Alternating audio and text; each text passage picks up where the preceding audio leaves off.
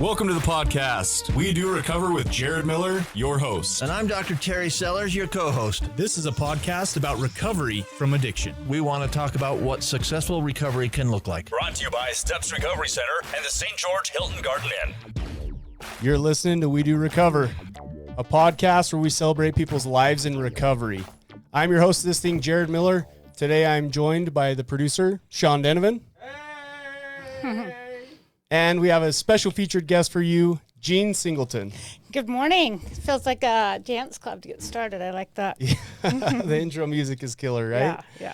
So this podcast is recorded in sunny St. George, Utah. Episode 41, part 1, is brought to you by Steps Recovery Centers, where addiction ends and healing begins. If you or a loved one need help, give us a call at 801-800-8142. And I say that every week, but I really do. Like, I can think back on times where I had the gift of desperation. I really needed help. I think now that COVID's kind of been lifted, a lot of people are in that category. And I just want to put out there, like, all the excuses, all the reasons why not to call, put those aside, because even if we are not a good fit for you, even if Steps Recovery Centers is not a good fit for you, our people will help you find a good fit for you, whether that's insurance-wise, whether that's location-wise. Give us a call again, 801-800-8142. So let's do some check-ins. Jean, what is new and good in your world? New and good. Well, we are getting another horse this week, so we'll have our fourth horse. I do equine therapy, and we're getting a wild Mustang from the 3 Point Center. So they've had it for a few months and have been able to do some work with it. So, hold on, Jean. Is this the wild Mustang that you were telling me about, that you were like saying that you went and saw it and you like the fear of God was struck into you? No, we picked one online and they let it out of its corral and it raced down the chute and its eyes were wide and my eyes were white. And I said, that is not running around my backyard. So no, we got a calmer one that's, you could touch it that day. And that was a couple months ago. So We're going with one that's more low key. Horse number 4. Yeah. What kind of horse is it? Or I don't know.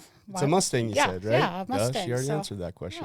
Yeah. So we'll train that to be able to ride that and hopefully have that one for a long time. We've got a couple older horses that are showing their age. They're great for therapy, but we need some younger ones to be able to ride and do other things on. So we've been working on the shelter for that horse and doing a lot of work in the yard. So we're excited for that.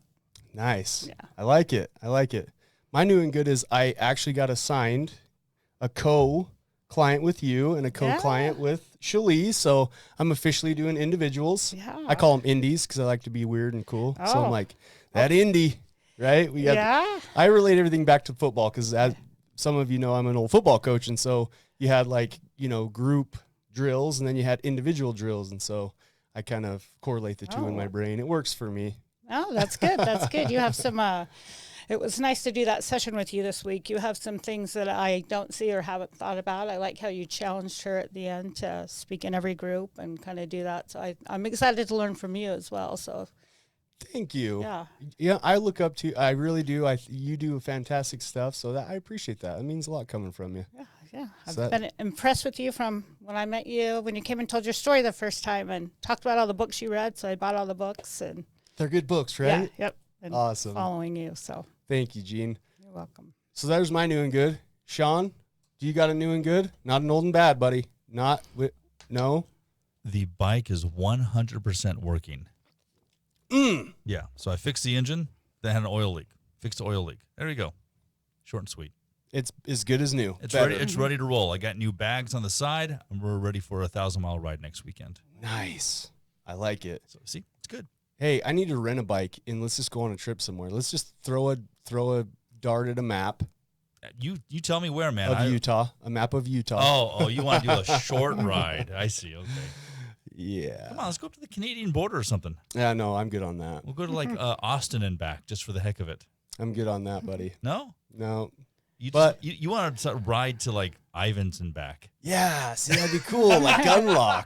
Yeah, that's what I'm talking about. That was the best 20 minutes ever, Sean. Thanks. Yes. Okay, we'll get you a bike. Yeah, you're still single, aren't you? Nope. Yeah. Married?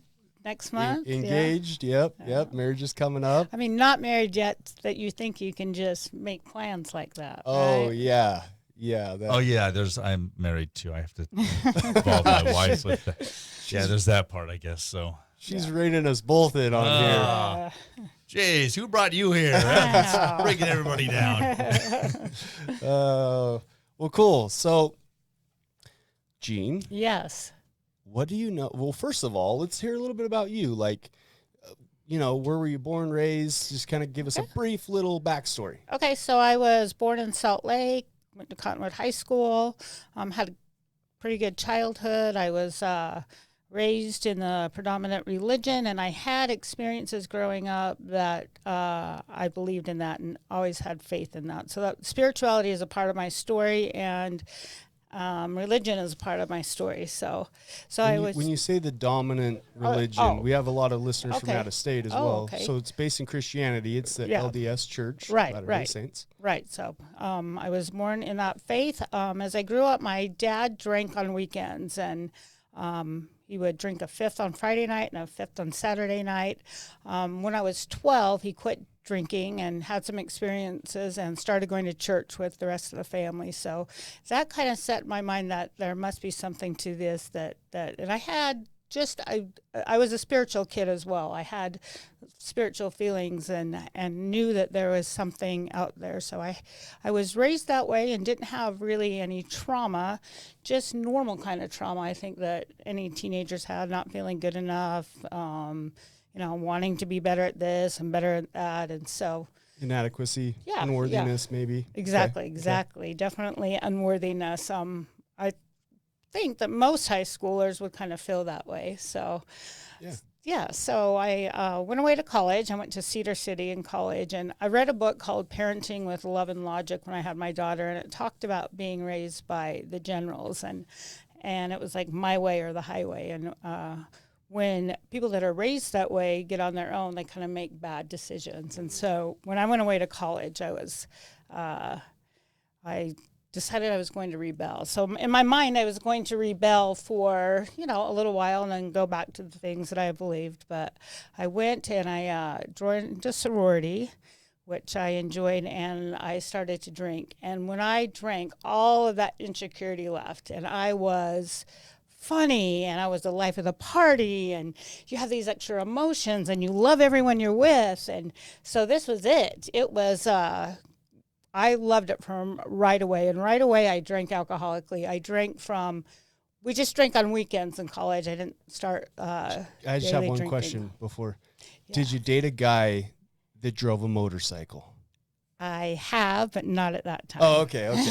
You're talking about rebellion, right? Yeah, We're talking about yeah. motorcycles, so I just wanted to ask. Yeah, I felt like I had to throw that out there. Yeah.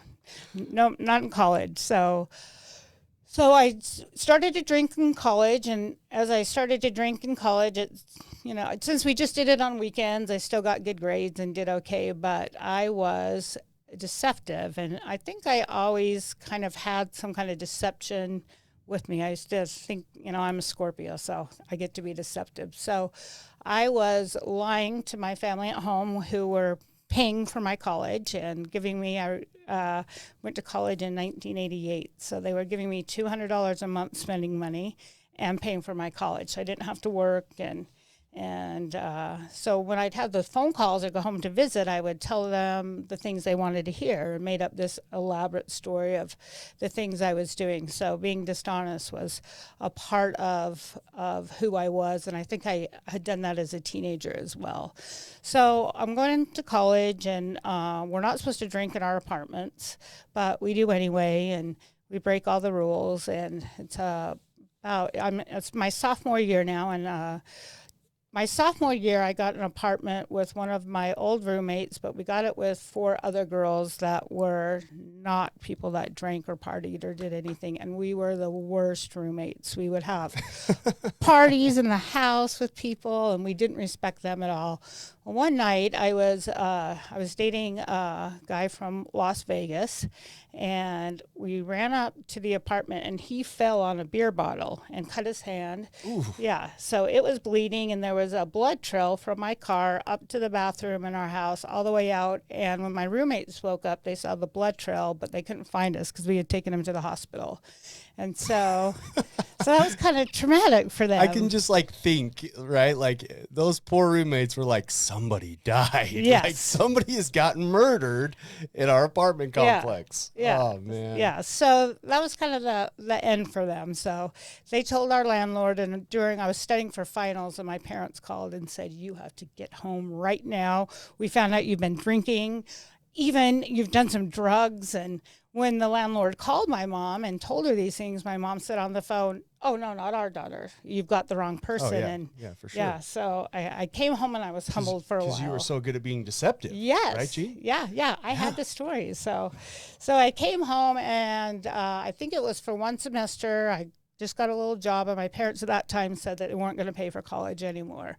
So I paid for my college, but I lived at home with them so I could go to college because that was important to me. So for one semester, I was back on doing the right thing and being okay, but obviously I haven't heard anything about recovery or think that anything's wrong because I'm You in just college. thought, I'm a college kid. Yeah. Yeah. Even though Sorority girl. This is what Right. we do. Yes, and my nickname was Lush, and I had no idea what that meant. So I thought it was great. My roommate's nickname was Less Than Zero, so I thought that my nickname was better than hers. So I start going to the University of Utah, and I start dating people at the U, people in fraternities again, and drinking on the weekend. I got a job at, it was TGI Fridays. I'd barely turned 21, and they had just opened a restaurant in Holiday where I lived. And so that job, we would drink at the end of work and would always go out after work. So I drank and partied and got through school. By this time, I met a guy that dealt cocaine while I was going to college. So there's, drugs involved in it, and my schooling started to slip, because I was staying out all night. Then I'd come home and wee hours of the morning, and I would act like I was going to school when my parents were at home, and then I'd go back to bed. So by this time I was in my senior year. So there was a guy in my classes that we had been in several classes together because we had the same major, and he would go to all the classes and I would do all the readings. So I didn't go to class, but I did the readings, and then we'd study for finals together and take the test. And we said C's get degrees. Well, we barely got those, but Right, then the next semester I dropped out, and so things aren't going as well. Do you now, did all that happen during the semester that you had to work and pay for your school? No, this is like subsequent years, But so 2 more years. So I just want to point something Yeah. out. I find it pretty interesting that you went through this party stage when you kind of had a free ride, right? Right, I mean, I let's did. call it what it is. Yes. And then when your parents said, "Okay, no more," you're paying your own way. Yeah. There was a period of sobriety, and Yeah. a period of working hard and doing. Is it because you appreciated it more when you had to pay your own way? Yeah, definitely. But I had to pay my own way. But when I started drinking again, then it wasn't as important. So, Oh, okay. but I still, I didn't move out of my parents' house because I wanted to get my degree. So So it wasn't daily drinking at all. It was weekends. the grounding still. worked for a while to kind of Yeah. humble you and ground you, and Right. it worked for a while. Yeah, for Okay, a short time. okay. But I didn't do any spiritual work or anything I needed to do to get over it or have even a desire to stop But it's drinking. interesting to just reflect back on when your parents allowed you to experience your natural consequences, you kind of went, holy cow, I got to, right? It made you Yes. move into more of the preparation and action stage Right. of your education. So did they start paying for you again when you? No. Oh, okay. No. So from then on, I paid for my college. And then this is leading up to the great story of my parents and my natural consequences. So I woke up one morning. My mom came into my room and she said, "Oh my gosh, it smells like beer in here." And I would tell her, "No, I spilled it on my uniform at work." And she said, Sure. "No, you didn't. Let me smell your breath." Oh, my poor mother. So she got really angry and said, "Get out of my house. You can't live in my house anymore." So I got all of my stuff, hung over, packed up. They had given me a credit card for in case of emergencies that I had never used, and I think I had $1,000 on it. So I went to the bank and I pulled out the cash, and I was able to go get a furnished apartment in Taylorsville. So I get all my stuff. I'm like, okay, great. I get to move out. I get to live this little life by myself and drink when I want, and go to work. And I think it was summer vacation, so I wasn't going to school. And I think I made it 3 weeks before I got my first DUI. So 3 weeks living on my own. I was driving. My girlfriend from college came in from California. So usually I tried not to drive because when you're 21 and a female, usually you can get people to drive. So, but real quick, the kind of emotional flooding in the argument, the confrontation between you and your family didn't stop you from drinking. No. By them punishing you by kicking you out, did it fuel it? Did it stay Yes, about the it same? definitely fueled it. Like, Okay. I needed someone to watch me and have on my own and single. There's another time in life when I was single, and that's when it's the most dangerous for me. So your friend comes to visit you. yeah. Sorry, I just wanted to point that out. So we're driving, and people that know Salt Lake, I was turning left on Highland Drive. It was probably 11 o'clock at night, and there used to be a carpet store, and there were like the men on the sign that went back and forth. And I turned left when the light turned green, and I forgot to wait for the cars to go straight, so I caused an accident. I got arrested for my first DUI. I remember I had a boyfriend at the time that came and picked me up at the Murray police station, and I think he picked my friend up and they drove my car home. I don't remember that car getting impounded for that one. So I kind of hid that for a couple of weeks until I finally told my parents that I had gotten this DUI. And so I left the apartment because now I have this to pay for and school starting. And so I think I lived on my own for a month before I got my first DUI. I get this DUI and everyone's really angry. And so I say, well, I'll take care of it myself. I'll do these natural consequences. So I go in front of the judge. It was a female judge. And I said, I'm really sorry. I'm, a nice little Mormon girl in college. I made a mistake and I'm sorry. Well, she gave me the maximum fine and sentenced me to 2 days and 2 nights in the Salt Lake County Jail. Well, I didn't know anyone that went to jail at this time or anything about jail. And I think someone even told me, well, it'll be fine. You'll go for a weekend and you can do your homework. So when the dates come that I have to go to jail, I show up in my University of Utah sweats, my ponytail. I've got my pajamas and my contact solution and all of my books, and I'm going to jail. So I get to jail. And 2 hours later, when I'm being sprayed for lice in the women's shower by someone else, I realize I am not going to be wearing my own pajamas or even being able to study my books. Hold on a minute, Gene. Are you saying that they didn't let you bring in all of your clothes and eye contact solution, all that homework? They did not let me. And I seriously, when I walked into jail, I thought I was going to be able to study and, wear my own pajamas. So I was in shock. Sean, could you imagine being the bailiff that checked in Gene? Like, right? Like she shows up with these bags and she's got all the I mean, I'm Mr. Normie. Okay. You know I'm Mr. Normie. Yeah, you know, when I think about going, I mean, even I am afraid of jail. Okay? There's no walking in with my books and contact solution and that'd be crazy. Yeah. I've seen funny. Oz on TV. I know how stuff works. I love it, Gene. Yeah. It's too funny. Yeah, so that was new for me, and I've been to jail since. But that was the only time that I was sprayed for lice as well. So that was pretty demeaning there. So when I'm waiting to go to the women's facility, I'm sitting in a holding cell all day, and so I'm the 21-year-old little entitled. Yeah, there. So I say to the police officer, am I going to spend like my whole 2 days in this cell or what? And he looks at me and he says, no. in a few hours, I'm going to take you to the women's facility, and they like the new one, so you better keep one eye open all night because they're going to climb into bed with you. And I start, I'm crying. I call my dad on the phone, and now he decides to help me. So he comes to the Salt Lake County Jail and says, I'm her father. I'm ready to take her home now. So nobody knew what was going on, and they had to tell him that they could not release me from jail, that he can't take me home now. So, and I think, well, a police officer would never lie to me. So, Yeah, typically they take the judge's order over a family parent's request. yeah, right? see, we were very naive about this whole thing. So I go to the women's facility. I read whatever books they had there, some Harlequin romance or something, and get out. So, Nice. yeah, not that much trauma, but still. So then my parents wanted to help when I was in there and kind of came to save me, but could not save me at that time.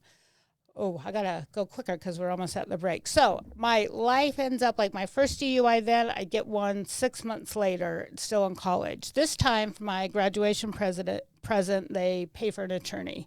I had hit a stop sign and my nose started bleeding, so I wasn't in the car. My attorney was able to get me off on a reckless because they couldn't prove I was driving. So I'm like, this is how the legal system works. You pay someone to lie, and I didn't even lose my license for that one. Manipulation at its best. Yes.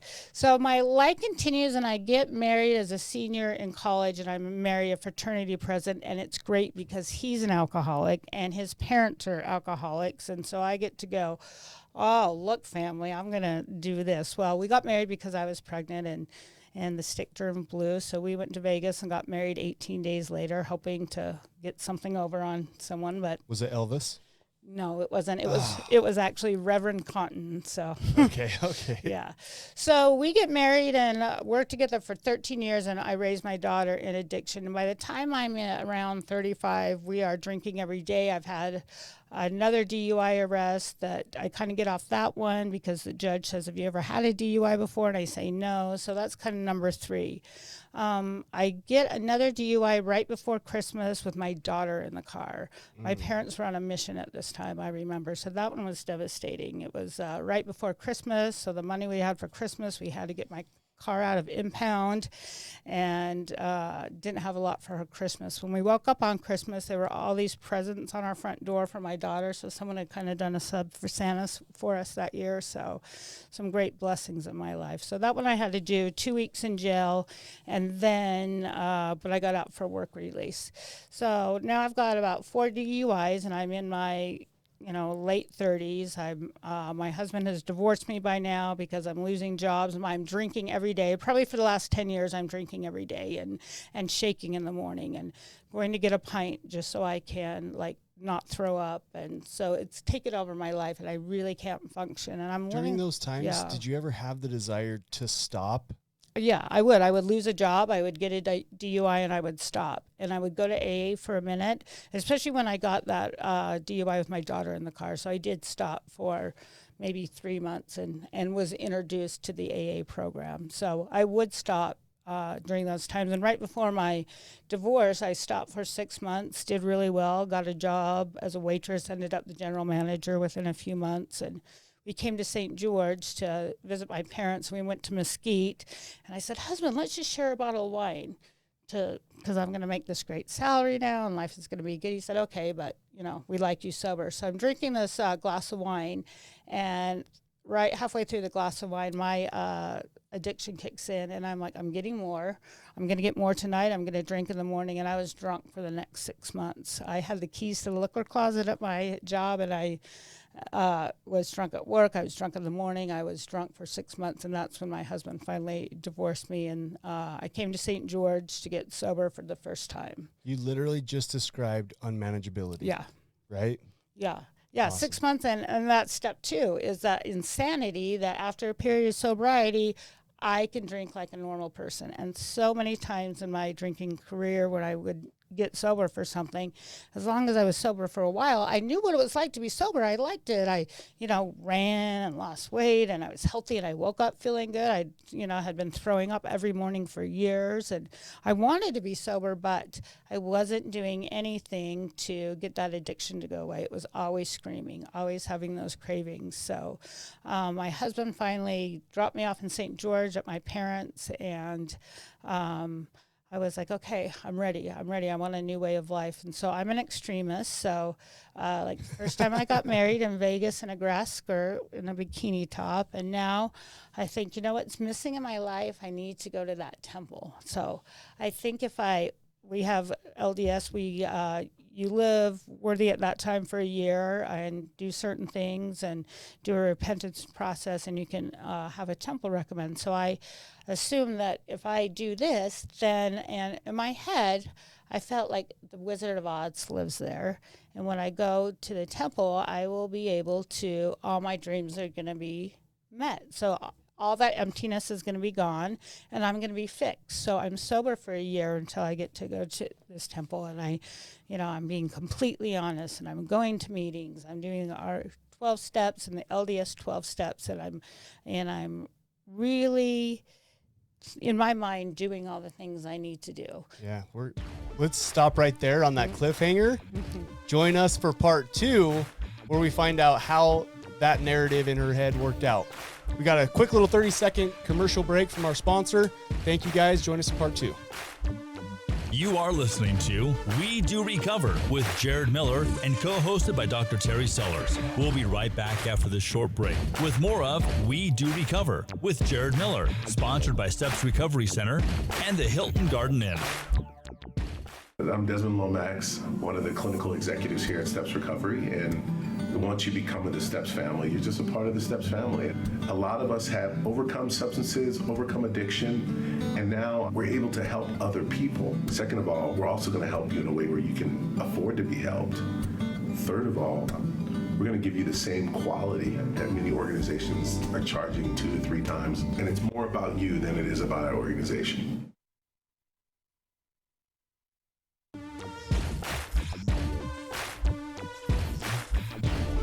We welcome you back to We Do Recover with Jared Miller, co-hosted by Dr. Terry Sellers.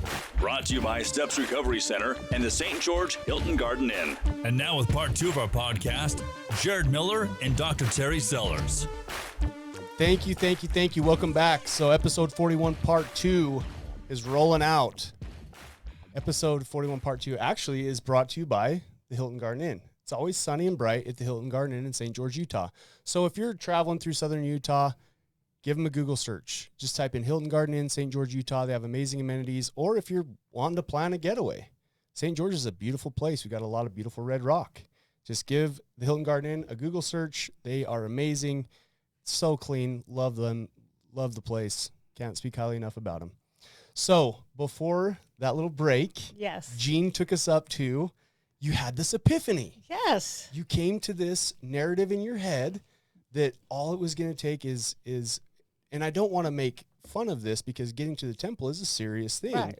But as far as your recovery and sobriety goes, Right. you thought that was the end all be all. Right. This is just what I have to do, Yes. which doing those things are very important and can be very amazing spiritually. However, how did it? Let's get it. Let's hear it. So I go to the temple and I've, I met that goal, that dream, and I walk out and I'm the same person and I'm still empty. And I was devastated. It didn't do what I needed it to do. So I hadn't done like personal spiritual work. I had followed the rules and done what they had asked, but I didn't have that spiritual relationship that I have found in recovery. So within 2 weeks, I think I had relapsed again. So I was working at the ski resort and started dating my boss, and I relapsed then. And so it was pretty devastating. During that relapse, it was really hard because everyone thought it was over. So there was a time during that relapse that I got sober again and did pretty good for a few months, and then relapsed again. And when I relapsed this time, I decided I was going to try to drink myself to death because I couldn't deal with the consequences. Like, I'm never going to get over this. I've disappointed everyone. Everybody was, my family thinking if I was able to achieve this, I would be able to stay sober, and I couldn't. So I locked myself in my apartment and tried to drink myself to death for 2 weeks. And finally, some people I worked with came, and I went to the hospital, and I'm thinking, I'll get that IV. So I've had to do that before with my drinking, and I was in kidney failure. So if I hadn't gotten in that day, then I could have died. So I had to stay in the hospital for a few days, and I went to treatment for the first time at Highland Ridge, and I loved treatment. I got to talk about myself all day. I got to do yoga, but in 21 days, I left because I knew it all. Because I had worked the steps and I had done, all the stuff the year before. So then again, I get out of treatment, I relapse again in 2 weeks, and just a real struggle. And I'm single now, and I end up like drinking all this next summer, and I drink every day, and my life's getting really bad. I had found a credit card I had got for $5,000 and lived on it in the summer. So my money was out. I wasn't going to pay rent. All my relationships were gone. I wasn't like that fun, cute drunk anymore. And I was trying to clean houses, and it was right before Memorial Day. It was a Friday, and I got up early, and I had been drinking the night before, and I just drank a little bit so I could get there and clean this person's house. And as I'm cleaning it, they had an open bar, so I started drinking their vodka. I got too drunk to finish cleaning the house, so I left, and I got my first felony DUI, and I got it on Sunset. And that's huge, like the 3 and 10 years. So I know I have to do jail time for 65 days. And so for 9 months, I stay sober. I'm doing pretty good. I'm staying sober, but I'm not going to meetings or doing recovery. I'm just staying sober. Which I want to point out a couple things. So going through the temple, for people that aren't already spiritually bankrupt, that's a very fulfilling thing. Right. That is a very spiritually empowering, like they get a lot from that. Right. But for us that struggle with an addiction and we are spiritually bankrupt, it's like knocking at a door expecting somebody to answer, but nobody's home. Right. Because we haven't done the work on our own to be ready for that. My problem was I thought it was going to solve everything, that there would be magic and fix me. And I was still the same. I was still empty because I hadn't done the spiritual work yet, which I have done subsequently. And I have gone to the temple again. And it has been that for me. And then also, I wanted to point out, I wanted to point that out because I know you don't blame them or the temple experience. No. You can realize that it was you that needed to do the work. Yes. But back then you didn't know that. Yeah. So when I was in treatment, my therapist said to me, you're very smart and you say everything right, but your head and your heart don't match. Oh yeah, I know the type. Yeah. So there wasn't any emotion. So there wasn't that emotion either. That first you're just staying sober to get to a goal. So it's very good as I can do this to get to a goal. The goal will fix me. Kind of like the goal of graduating treatment and finishing. Yes. And I say this all the time. If your expectation is to go into treatment, come out and be cured and never have to do anything again, you got a rude awakening, right? You got a 2-week relapse, just like Gene sitting here. Yeah. The goal of treatment is to teach you skills and to build things inside of you. It's a university of you. Right? Yes. It's the best university in the world of discovering you. Right. But then you have to take that education, you have to take those skills, and you have to continue to do them every single day. And like what I think a lot of people do, they get the binder from treatment and they walk out and I'm cured, right into the trash bin. Oh, definitely. And along with throwing the binder away, that's kind of like a, metaphor for what they do in their life. They throw all the skills that they learned away, and they throw all the things that the education they got while they were in there away. And so then they throw up their hands and go, oh, treatment didn't work. You just didn't continue to work. Well, treatment will keep you sober when you're in treatment, but you have to do the work afterwards to stay sober. So that's what I tell all my clients. Like, this is a great foundation, but the work begins when you graduate. So I'm really, really nervous about doing 65 days in jail for this felony DUI. So I relapse and I go on a runner, and it's a terrible runner. I go to Mesquite and end up homeless on a houseboat with some person, and it's 6 weeks just drunk as much as I can be, and I'm come home on Mother's Day, and my lucky mom, I haven't called her for 6 weeks, and I show up like she doesn't know if a you're mess. dead or what's going on. Yeah, so I said, I have to go to court and I have to go do this jail time. So the next Thursday, I talk to my public defender and I go in front of the judge and I say, I have to go and do this jail time because my life's not going in a good direction. And he says, well, I never have had anyone come in and ask to go to jail. When do you want to go? And I said, Monday, because I'm in the alcoholic stages. So I'm going to party my last weekend, and no one's going to stop me. So I drink all weekend. Yes, hurrah. Yep. So I wake up Monday morning, and the person that was going to drive me to jail said, I'm not driving you. He was very angry at me. I guess I embarrassed him. His children came to visit him, and I was drunk all weekend. Well, I still had vodka left, so I thought, I can drive myself to jail.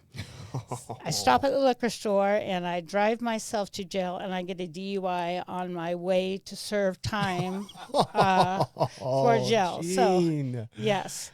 So you were going to jail I was going for to a jail. felony DUI. Yes. And on your way literally to check into jail, Yes. you get another DUI. Yes, I did. Oh, my Yes. goodness, Gene. Yes. So by the time I see the judge in July, I've got my speech and I'm sorry. And he looks at me and he says, Miss Todd, that was my criminal last name, you are a menace to society, and I am not going to be responsible for when you kill someone driving drunk. I had treatment set up. I was going to be that guy or that, I was going to get out and go to That treatment. gal. Yeah, Yep. that was my plan. And he said, no way. I'm sending you to the Utah State Prison, and the Board of Pardon is going to have to let you out. So I went to prison.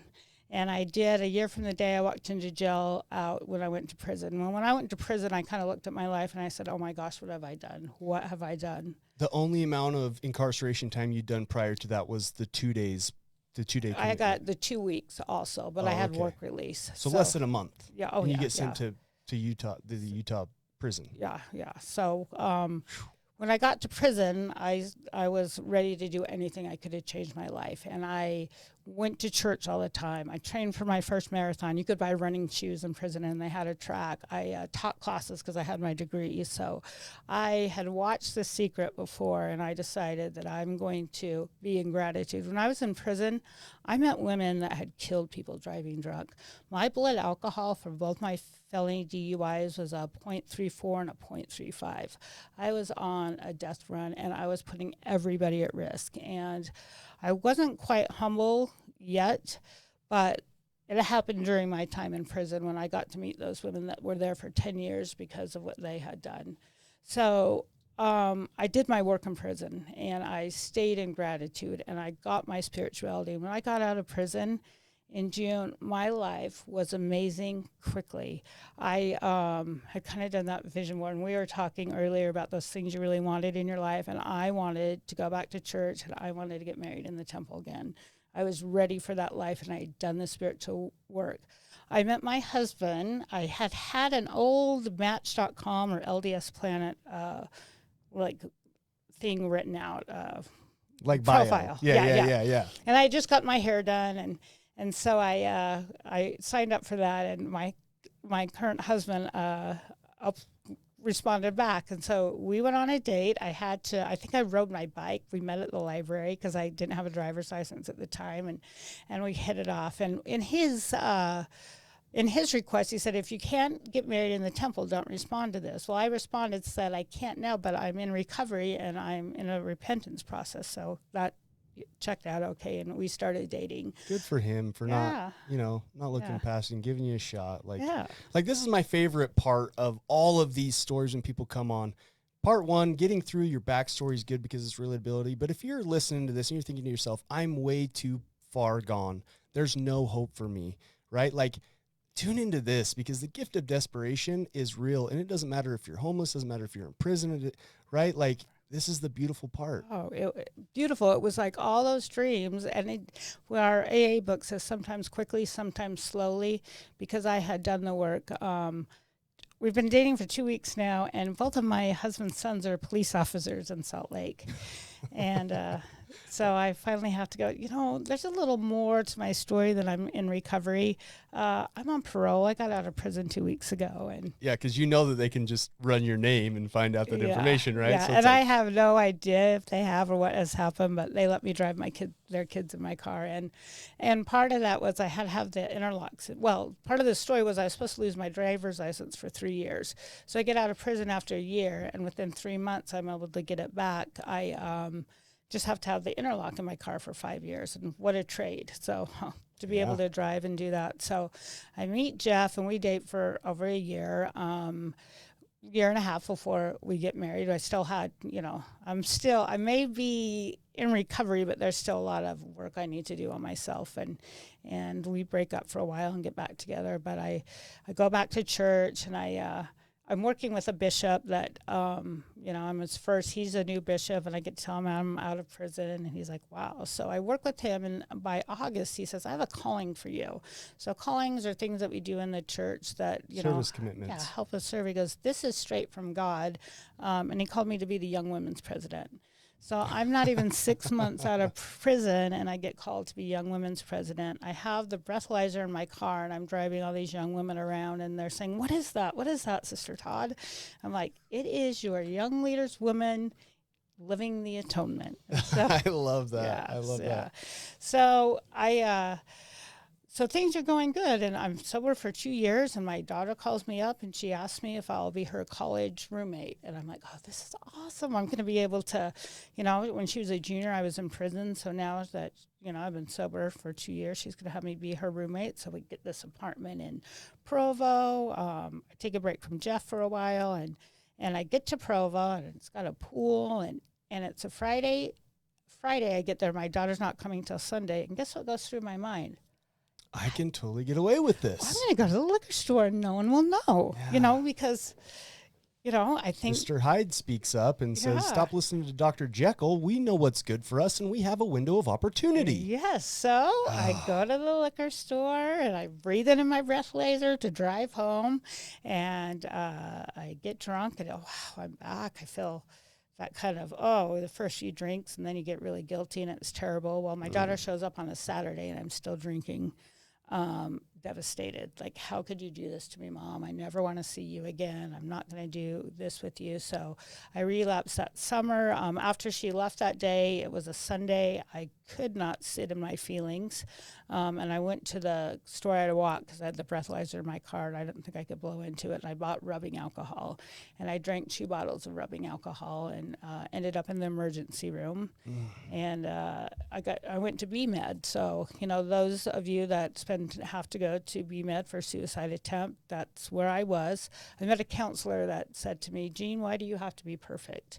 I went, what? Because I do. Like, I can't, either I'm this good or I'm not. Like, I'm running marathons. I'm not just going for a 3-mile run. I've got to run marathons, and I've got to have the best calling, and I've got to have all of these things. And that just really, those sentences, like, you don't have to be perfect, really helped me. So Jeff comes back in my life, and he asked me to marry him, and I'm like, I need to do this. So we get married in the temple in 2011, but since I had relapsed that summer, and I got off parole, and I said, I don't want to call myself an alcoholic anymore.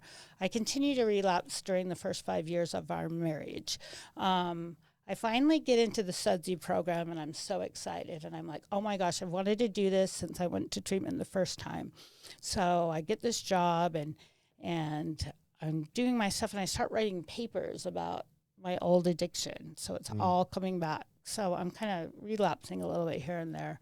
I get my internship, and I'm at Thropio. It's an amazing internship, and, I love it. And I'm drawing on the time that was 2 years after prison. I'm using that experience, and I do pretty good. And I meet a great clinical director that I just love, Craig Giorgiani, and he was a wonderful mentor to me, and always told me about my natural talent and really helped me. But I'm kind of relapsing at night when I go work at this restaurant that I hate, and so I make it through that time, and I'm always thinking, like, if I just had this job, that will fix me again. If I go to school, that will fix me. So I'll be happy when. Yeah. So that was my whole life with the temple. I'll be happy now. I'll be happy when I do these marathons. I'll be happy when I get this job. So I make it through school, and I end up not being able to quit drinking. So I got the opportunity to go to treatment 5 years ago. By this time, I am going to do whatever they tell me in treatment. And I went to a wonderful place called Inspire.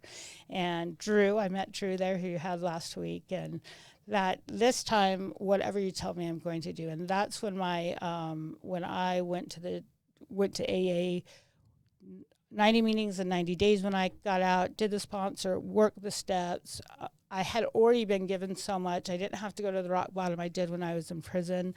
But, I was really blessed in treatment that I had, like, a dream, and I kind of saw myself being a counselor, and I thought, oh, I didn't have to, although it was really painful and embarrassing when I called up treatment to say, oh, I just got my SUDSI degree, but, I didn't quit drinking. The admissions guy said, I did the same thing. Like, I relapsed when I got my SUDSI. And so it was like that shame was lifted right away that other people were like that. So I had a year of sobriety, and I cleaned rooms at a hotel and became like the cleaning manager and waited tables and did my spiritual work again and got that self-esteem that I wasn't anything outside myself. My job, who I was, doesn't make me me. My athleticism or my schooling doesn't make me me. And I really found that inner peace. When I was a year sober, I started applying for jobs with my SUDSI, and I went through a series of interviews. One was at Lionsgate, and went through 3 interviews. I didn't have any experience. I didn't get that job. I went to the methadone clinic because my resume was ready. They hired me, and they paid really well. So I was going to start that job just so I could get some experience. And a week later, Chris Clayton at Steps called me up and interviewed me. And so by then I'd gone through enough interviews. I didn't tell my whole story. I interviewed well, and he pretty much hired me on the spot. And he said, how much do you want to make? Well, I would have never asked for what I asked for because I didn't have experience, but I was going to make that at the methadone center. So it was like one of those, is that odd or is that God that everything was set up? So I asked for what I was going to make, and, they said, okay, we'll pay you that 90 days. And my job at Steps has been amazing.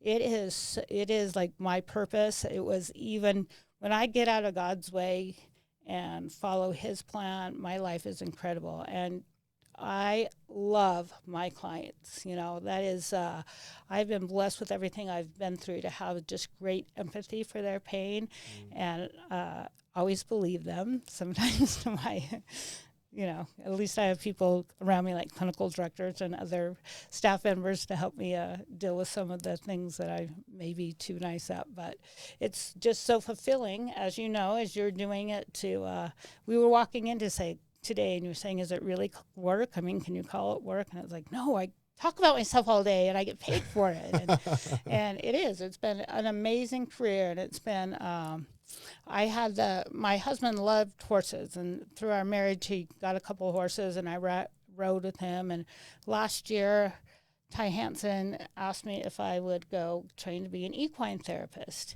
Nice. And so that has been an amazing thing to add to the things I do in my treatment. So the cool thing about the equine therapy is that the horses have this ability to read emotions of people and see what they're dealing with. Plus, if people can watch the horses and put their story on them externally, they can learn from the horses. We had an experience a few weeks ago where I was doing it with day treatment, and I asked all the people that were in relationships, because we asked people not to be in relationships for a year. And so I had them get inside. They don't always listen. No, they don't. So the ones that were in these relationships got in the round pen with, I have this big white horse, and he is very attached to the black horse. So we took the black horse and my other horse out front. And I had the people in relationships in the round pen with the white horse. The white horse freaks out. It's winning. It's running back and forth. It cannot calm down because it's alone. One of the gentlemen that was in the round pen loves this horse. He's a feeler. And his takeaway from that was like, oh my gosh, that horse, all of us in the round pen loved that horse, and we wanted to do anything to calm that horse down, but because that horse didn't love itself, it couldn't accept like anybody else's love. And for him, everyone's always telling how great he is, and he should love himself, but seeing how you can't give it to someone if they don't have it, Yeah, people can love someone. So things like that, they get to see their stories externally through watching the horses and having interactions with them. And so as a therapist, you stay out of the way and you let those stories evolve. So that's been a really neat thing to be able to do with my job as well. So when I heard at meetings, the times I would go when I was in trouble, and people would say, my life is so much better than I ever thought it could be when God plans it. I always held on to that. Like, I think you, kind of like me, knew inside yourself you were meant for great things. Like, oh, if I could just do that, something's going to be really good. well, this is the life I wanted. I would have never dreamed about the horse thing. That's like an added bonus, but I never knew what it would feel like. And it is amazing to live in recovery and be able to help people as a career. And through the fellowship and the 12 steps, I go to meetings and work with a sponsor and work on my spiritual practice. But it is, like I heard when I was, like you said, the gift of desperation, that my life can be better than I ever dreamed. True. I didn't know what it was going to feel like. And it's amazing, as you can attest to. Yeah. And I love that your story is awesome. I love it. It's not perfect. You didn't do everything perfect, No. right? And even getting your subsea and then having to wait a year because you weren't working a program while you were learning about it. I like that because I have this weird thing. I look back on my gift of desperation and my time in active addiction, and my takeaway is this: everybody needs three things. They need love, they need acceptance, and they need purpose. Oh, yeah. And if you have two of the three or one of the three, you still are incomplete. You're still off balance. Yeah. And even looking at your story, there's times that you had love, there's times you had acceptance, but maybe you didn't have the purpose. Right. And when all three of those lined up, it's like finally you got it and we're able to move into your greatness and your experience. So yeah, this is awesome. It's been a real treat. Like, I've learned different things about you that I had no idea, Jean. So thank you so much for. You're welcome. You're welcome. And that's one thing I always try to teach my clients too, that you need to have that something that's yours. There are times I did stay sober from running the marathons because I had something that was mine that I was proud of. Yeah. So that helped for a while. But, having your own passions and, becoming that person you need. There's no partner that can fill me up. Like, I can't get married or have a boyfriend that's going to do that. That's my own personal work. And so those are the things that we get to do when we start treatment. Yeah, that's amazing. Thank you so much for coming on You're and sharing welcome. your story. Wasn't too painful, right? No, not at all. Like why I love treatment. I get to talk about myself. See? I love it. I love it. Awesome. Well, thank you again. And join us next week. Actually, sorry.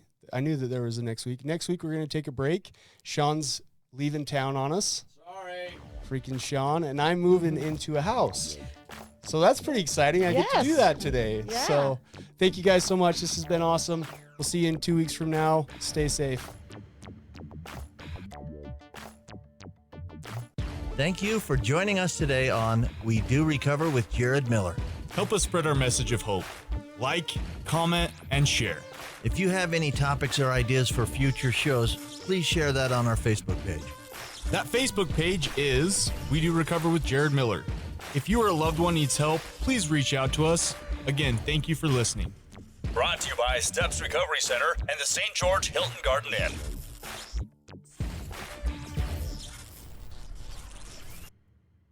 This has been a production from A Podcast Studio.